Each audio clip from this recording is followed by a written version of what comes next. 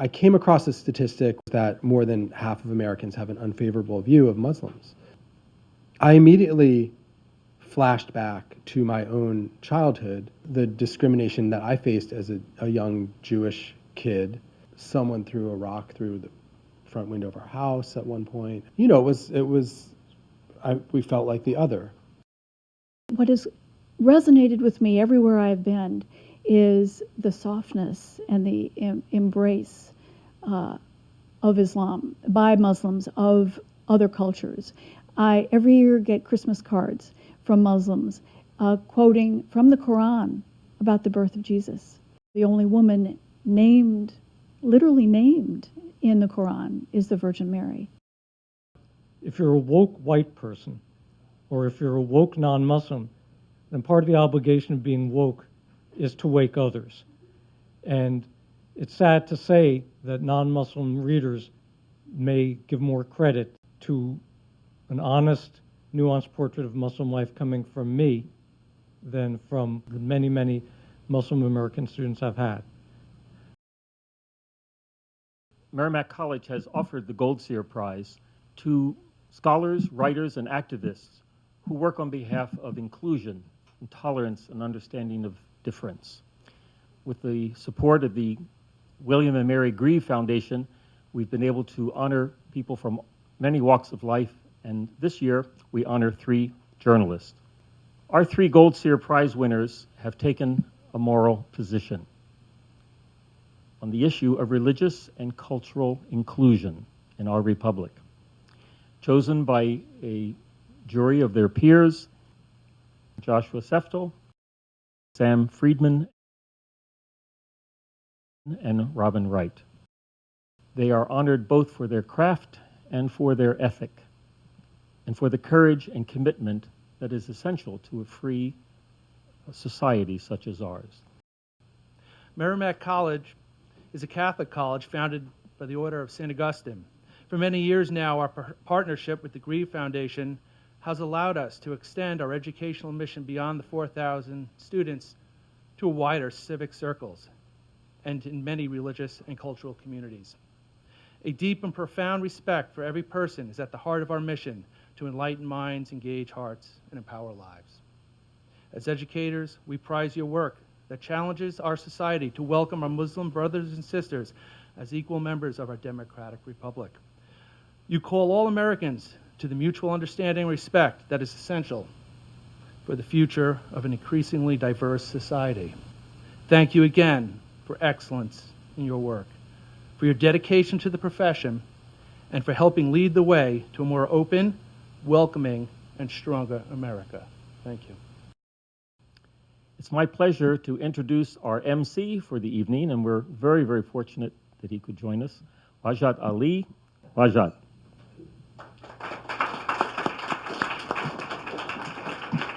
Thank you, Joe. I am Wajat Ali, an American Muslim of Pakistani descent, and nothing says popularity in 2017 America as American Muslim of Pakistani descent. Believe it or not, my parents thought it would be hilarious to name their only child growing up in Fremontistan, California, Wajahat. And this is a true story. And they didn't teach me English until I was 5, because who needs English in America? But thank you to America, I ended up graduating from UC Berkeley with an English major. But growing up, you never saw yourself on TV. And you never saw your story being represented. And you never saw your mother who roots on the Golden State Warriors while wearing a sari and drinking chai and cursing at you in Urdu, right? And that was the experience of many of us. The stories of 1.7 billion Muslims and 1,400 years of Islamic civilization were reduced to a stock stereotype, often one with a lot of rage and anger and a lot of hairiness and brownness and bellicose rage and bad hygiene. Out of 176 guests invited on CNN, Fox News, and MSNBC to discuss President Trump's first travel ban targeting 7 Muslim-majority countries, how many were Muslim? Out of 176, take a guess. 13, 12. Who said 13? Well done, nerd. 14. But do the math. That's less than 1%. That's less than 1%. This invisibility helps fuel what many say is a relentless anti-Muslim campaign that has become mainstream now. Right now in 2017 America, the favorability rating of this thing called Islam and Muslims is lower than the month following the 9/11 attacks. And so this is why the Gold Zero Award is so important, because it acknowledges this urgency of these interesting times that we live in. And these are the stories we're helping highlight with the Gold Zero Prize.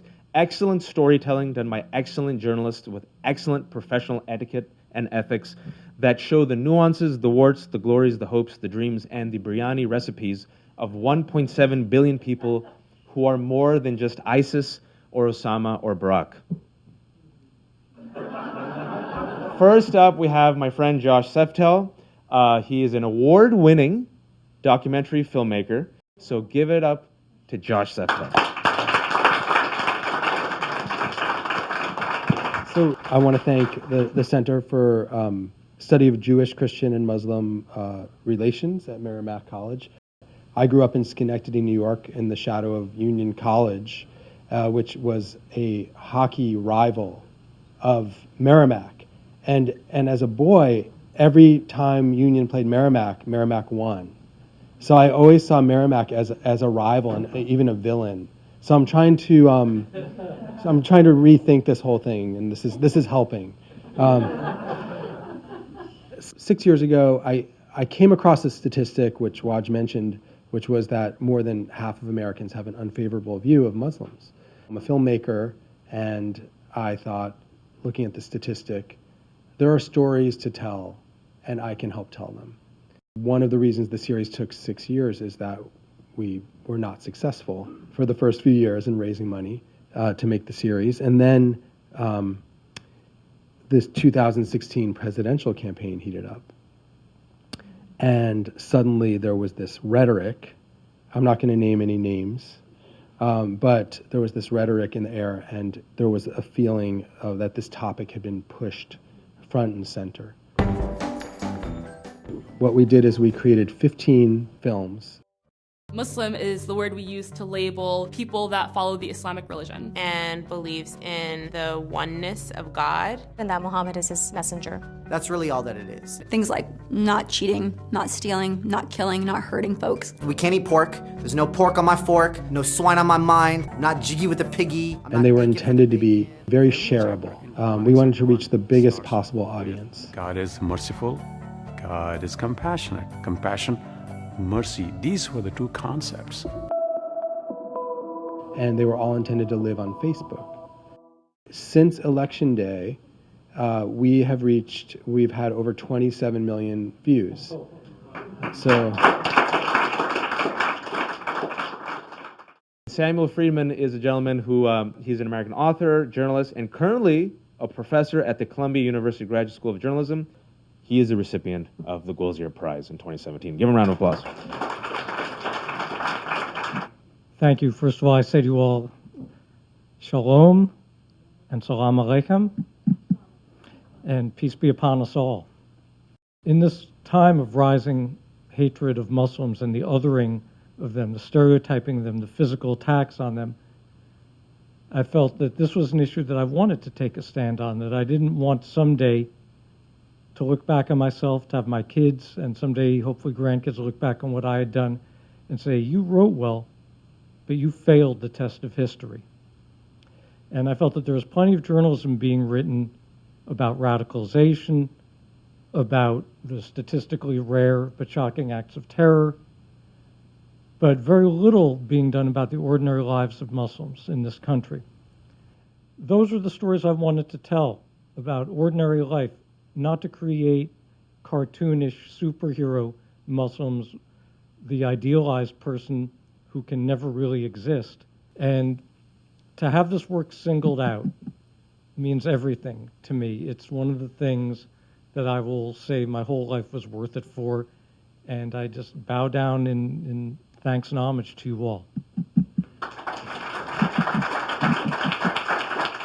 Give it up for Robin Wright, who has reported from these countries about these communities with the depth, sensitivity, and nuance. Robin Wright. I landed in the Middle East on October 6, 1973, which was the day the Fourth Middle East War broke out. And I am a lifelong war correspondent. That's my thing.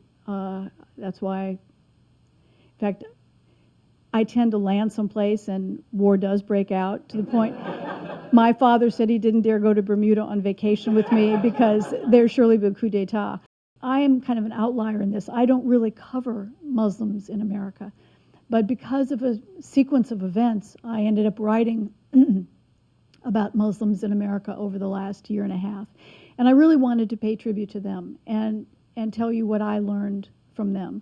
Almost 4,000 Muslims serve today in the U.S. military. There are an estimated 2,000 who serve as reservists or in the National Guard. And it's not a new trend. Yusuf Ben Ali, an Arab of North African descent, fought in George Washington's army. Muslims fought in the War of 1812 and the Civil War on both sides. 5,000 Muslims fought in World War I. Muslims also fought in World War II and Korea and Vietnam and Afghanistan and Iraq. Muslims fought in the U.S. military for 2 centuries, but they weren't allowed to have their first Muslim chaplain until 1993. I feel enriched in my life by having crossed paths with many Muslims, learning from their experience, and being inspired by their courage and their bravery. Thank you.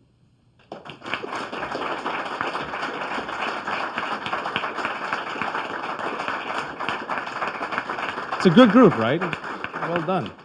All right, so we got tears, we have hummus, we have laughter, we have applause, and they've given me a whopping 6 minutes to have a conversation with these 3 distinguished storytellers. What compelled you as non-Muslims, because none of you are Muslims yet? I'm just kidding. Inshallah. To dive into the narrative minefield of Islam and American Muslims, one which is rife with trolling, anti-Muslim bigotry, death threats, and fatwas. At a certain point, right before we started filming, I realized it's just about telling powerful stories. And it doesn't matter who they're about. It's the same rules of storytelling and journalism. And once I realized that, it became much easier, and I sort of lost the fear and just went ahead and tried to make meaningful films. Why to dive into that field of hate? Because we're known by our enemies. I think what we're all 3 committed to in different ways, or have come to our own kind of discovery, is that the one contribution we can make is to help us move on in the 21st century in every way, not just the Islamic world, but for all of us in every culture, every religion, every ethnicity. Thank you again. Your presence here honors these individuals and their work. Thank you to all who are tuning in through the live stream, and good night. Be well. God bless.